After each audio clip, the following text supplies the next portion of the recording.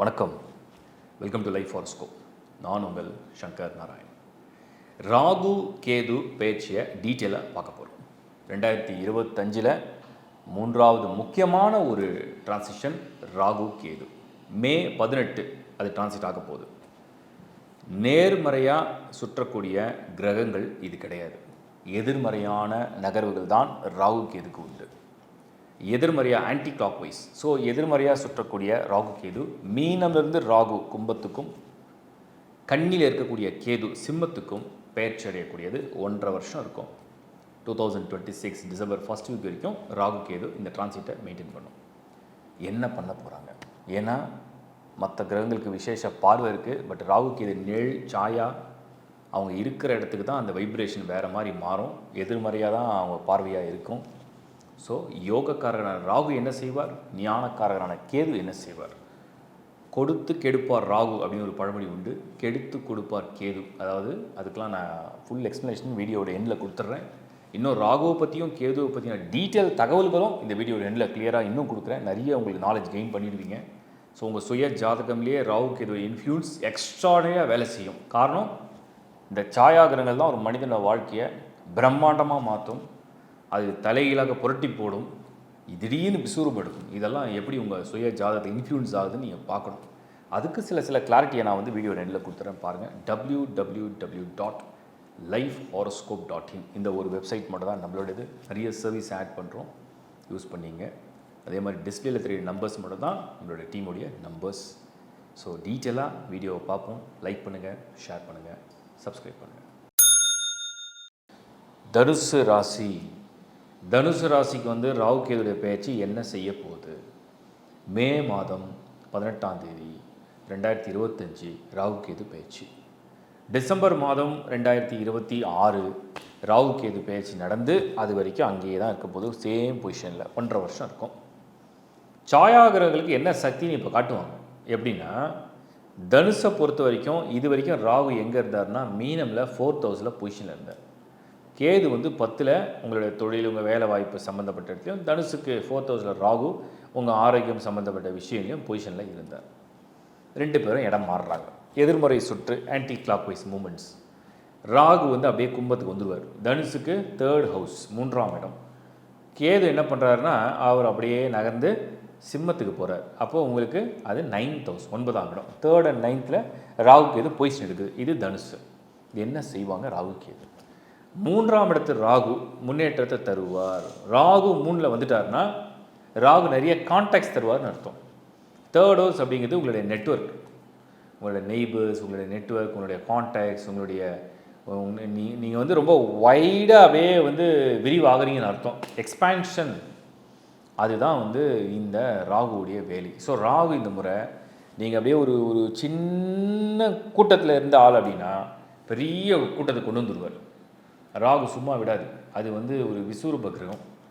ரொம்ப சாதாரண மனிதனாக இருந்தீங்கன்னா பெரிய இடத்துக்கு கொண்டு போகும். இப்போ வெறும் 100 பேருக்கு தான் உங்களுக்கு தெரியும்னா இனி 1000 பேர் உங்களுக்கு தெரிய வைக்கும்.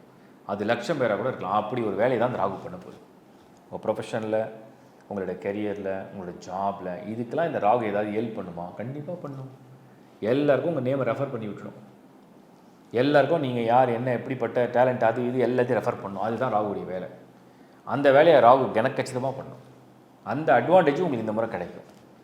இதில் ராகுவால் உங்களுக்கு அது என்னென்னு நான் சொல்கிறேன். உங்கள் ராசிநாதன் தனுசுக்கு குரு.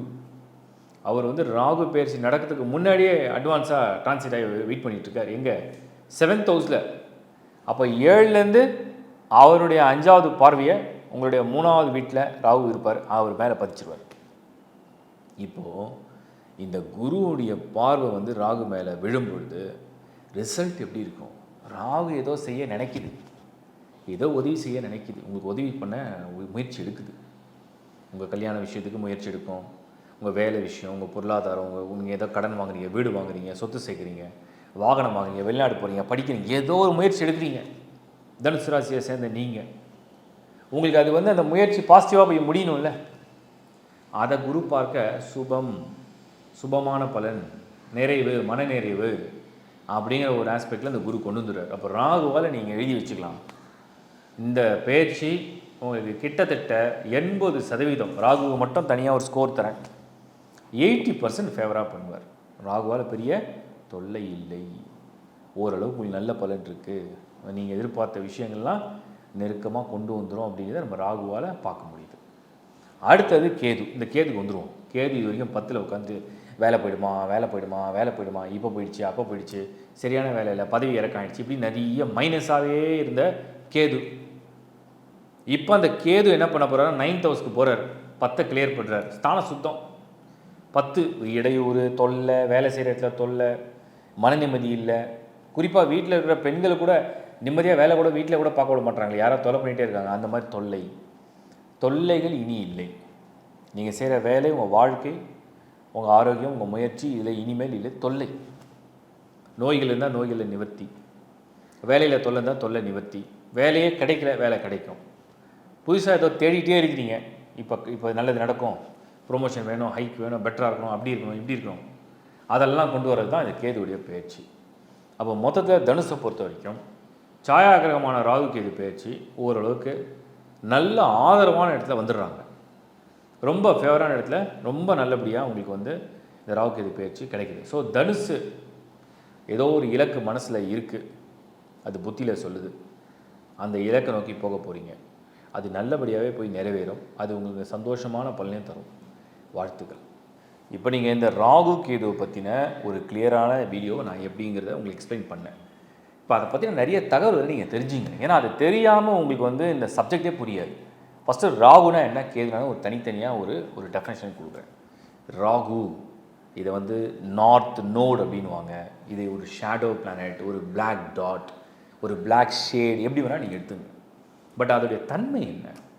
ராகு நம்மளுடைய முன்ஜென்மம், நம்மளுடைய முன்னோர்கள், நம்ம எந்த டிஎன்ஏலேருந்து வந்திருக்கோம், நம்ம அப்பா யார், தாத்தா யார், தாத்தா பாட்டன் முப்பாட்டன், அந்த பரம்பரை.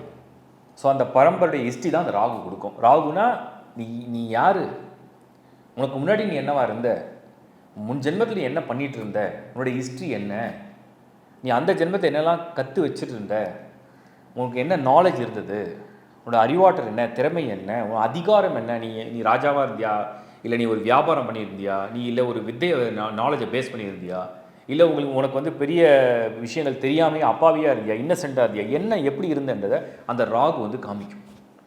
அதுதான் அவங்களுடைய ஹிஸ்ட்ரி ரீடிங்னு சொல்லுவோம். அப்போ ராகு அப்படின்னா அதுக்கு பேரே வந்து யோக காரகன். ஆஸ் பர் அஸ்ட்ராலஜி வந்து யோக காரகன். ஏன் யோக காரகன் அதை சொல்கிறோம்? ராகு தன்னோட ஆசை நிறைவேறினா மீண்டும் மீண்டும் பிறவி எடுக்க வைக்கும். இந்த அமாவாசை நாள் வந்து ராகுக்கு நெருங்கிய தொடர்பு உண்டு. அமாவாசைனா என்ன, சூரியனும் சந்திரனும் ஒன்றா ஒரு டிகிரியில் அப்படியே அலைனாய் வந்துடும். ஸோ சந்திரன் தன்னுடைய சக்தியை முழுசாக இழக்கும். அப்போ சூரியன்னா ஆத்மகாரகன். ஆத்மகாரகன்னா முன் ஜென்மத்தில் அந்த ஆத்மாவில் வந்து நிறைவேறாத ஆசைகள், அதை மறுபடியும் பிறவி எடுக்கிறது தான் அந்த ராகுடைய தன்மை. அதுதான் ராகு. ஸோ ராகு ஒரு சார்ட்டில் எங்கே இருக்கோ அது அந்த என்ன மாதிரியான ஆசையை நிறைவேற்றும் இந்த ஜென்மத்தில்ன்றதை காமிக்கும், அந்த ஆர்வத்தையும் கொடுக்கும். அதே மாதிரி ராகு நிறைய பேருக்கு அந்த ராகு கேது தோஷம்னு சொல்கிறோம்ல, 2 8 1 7 ராகு கேது தோஷம்னா என்ன அர்த்தம்? அப்போ தோஷம்னா அது வந்து நமக்கு வந்து ஆசையை கொடுத்துக்கிட்டே இருக்கும். இது வேணும், அது வேணும், அது வேணும், இப்படி வேணும், அப்படி வேணும், இவ்வளோ வேணும். அது ஏன் கொடுக்குது? அதுதான் அந்த ஃபஸ்ட் ஹவுஸில் ராகு தான் தலைன்னு அர்த்தம். செகண்ட் ஹவுஸில் ராகுனா உங்களுடைய முகம், உங்களுடைய எமோஷன், உங்களுடைய ஆசை, உங்களுடைய விருப்பம், நீங்கள் பார்க்குறது, நீங்கள் கேட்குறது, நீங்கள் முகர்வது, நீங்கள் ருசிப்பது, நீங்கள் ரசிப்பது, அதெல்லாம் அந்த ராகுடைய தன்மை. அப்போ ராகுனாலே வந்து அதோட ஹிஸ்ட்ரியே வந்து என்னென்னா, உங்களுக்கு தீர்க்கப்படாத கடன்கள், தீர்க்கப்படாத ஆசை, இது கர்மாவுடைய கண்டினியூஷன். இது ராகுடைய மெயின் ரோல். ஸோ இதுதான் ராகு வந்து உங்களுக்கு வந்து அந்த டிரான்சிட் ஒவ்வொன்றையும் உங்களுக்கு அந்த ரிசல்ட்டை காமிக்கும். யோகக்காரகன், பெரிய பணக்காரன், பெரிய புகழ் எல்லாமே ராகு கொடுக்கறது தான். ஏன்னா அது 7 ஜென்மமாக அந்த டிஎன்ஏ அப்படியே வந்து கேரி ஃபார்வர்ட் ஆகிட்டே இருக்கும். இப்போ தாத்தாவோட சொத்து அப்பாவுக்கு, அப்பாவோட சொத்து உங்களுக்கு, இதுதான் அந்த ராகுடைய தன்மை, கண்டினியூட்டி. சரி, கேது வரும். கேதுவும் வந்து ஒரு அது வந்து சவுத் நோடுன்னு சொல்லுவோம், அதுவும் ஒரு ஷேடு தான். பட் கேதுக்கும் ராகுக்கும் என்ன வித்தியாசம் அப்படின்னா, கேதுக்கு வந்து பார்த்தீங்கன்னா ஒரு விஷயத்துக்கு வந்து எண்டு முடிச்சிடுவோம், அவ்வளோதான், இதுக்கப்புறம் ஒன்று இல்லை, இப்போ பிறவியே இல்லைன்னு சொல்கிறோம். என் ஆசையே எனக்கு வேண்டாம், எனக்கு எல்லாமே நிறைவேறிச்சு, சரி இதுக்கு மேலே எதுலேயும் ஆர்வம் கிடையாது, எதன் மீது எனக்கு பற்று இல்லை, எதையுமே நான் விரும்பலை, எனக்கு எதுவும் வேண்டாம், எனக்கு யாரும் வேண்டாம், எனக்கு வந்து அந்த பரம்பொருள் போதும், நான் வந்து இறைவனை நோக்கி போகிறேன், நான் வந்து எல்லையற்ற அந்த பிரபஞ்சத்தில் கூடிய அந்த பரம் சக்தியை வந்து நான் நெருங்க போகிறேன், ஸோ நான் என்ன உணர்றேன்? ஹூ ஆம் ஐ? நான் யார் என்று நான் வந்து உணரப் போகிறேன் அப்படிங்கிறது தான் விதின் சொல்லுவோம். External, internal. இது வந்து விதின், உங்களுக்குள்ளே என்னன்றதை உணரக்கூடியது. அதுதான் கேது. இந்த கேது வந்து நம்ம வந்து பார்த்தோம்னா, கேதுக்கும் பரம்பரை ஹிஸ்ட்ரி இருக்கானா இருக்குது. இது வந்து ஃபாதர் சைடு ராகுனா மதர் சைடு மெட்டர்னல் சைடுன்னு சொல்லுவோம், அது கேது. பட் கேது அப்படிங்கிற பர்டிகுலர் பிளானட் வந்து எதுக்காக பயன்படுனா, ஒரு மனிதனுடைய ஞானம், ஞான சிந்தனை, தெளிவு, அப்பாற்பட்ட. இப்போ நம்ம டெய்லி எழுந்துக்கிறோம், சாப்பிட்றோம், தூங்குகிறோம், வேலை பார்க்குறோம், சம்பாதிக்கிறோம், குடும்பத்தை காப்பாற்றுறோம், ஃபேமிலியை பார்க்குறோம், ஏதோ எதுக்காகவும் உழைக்கிறோம், பேருக்காக, புகழுக்காக, வசதிக்காக, சந்தோஷத்துக்காக, நம்ம மனசு, உடம்பு, தேவை எல்லாத்துக்காகவும். இதெல்லாம் இல்லாத அப்பாற்பட்டது. இந்த மனித வாழ்க்கைக்கு அப்பாற்பட்டது என்ன?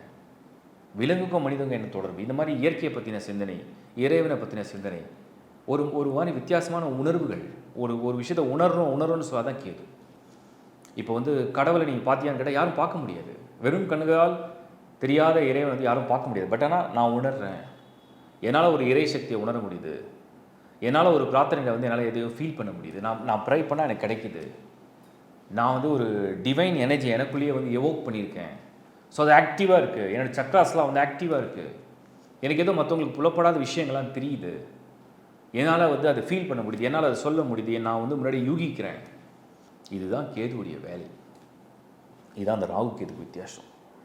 அப்போது ராகு கேது வந்து ஒரே ஒரு இப்போ சப்போஸ் அது நீங்கள் இந்து மைத்தாலஜியில் பார்த்தீங்கன்னா, புராண கதைப்படி பார்த்தீங்கன்னா, ராகு கேது வந்து ஒரே ஒரு அசுரன் தான். அந்த அசுரனை வந்து ஒரு கதை மூலயமா வந்து பகவான் விஷ்ணு வந்து அவரை வந்து வெட்டும் பொழுது தலை உடல் 2 பகுதியாக பிரியுது. அதில் வந்து ராகுக்கு வந்து தலை மட்டும் இருக்குது, மனிதனுடைய தலையும் பாம்புடைய உடலும் கொண்டவர் ராகு. ஸோ மனிதனுடைய தலை இருக்குது, என்ன சாப்பிட்டாலும் பசி அடங்காது, ஏன்னா பாம்புடைய உடல் அது சாப்பிட்டுட்டே இருக்கும். அதே தான், அந்த ஆசை அடங்கவே அடங்காது. ஆசை அடங்காதவர்கள் தான் ராகுட ஆதிக்கத்தில் பிறக்கிறவங்க. கேது மனிதனுடைய உடல் இருக்கும், ஆனால் பாம்பின் தலை இருக்கும். மனிதனுடைய உடல் எதையுமே அது வந்து அக்செப்ட் பண்ணிக்காது. ஒரு சர்ப்பம் சாப்பிடக்கூடிய விஷயத்தை வந்து எதையுமே உள்ளே வந்து அதை அக்செப்ட் பண்ணிக்காது.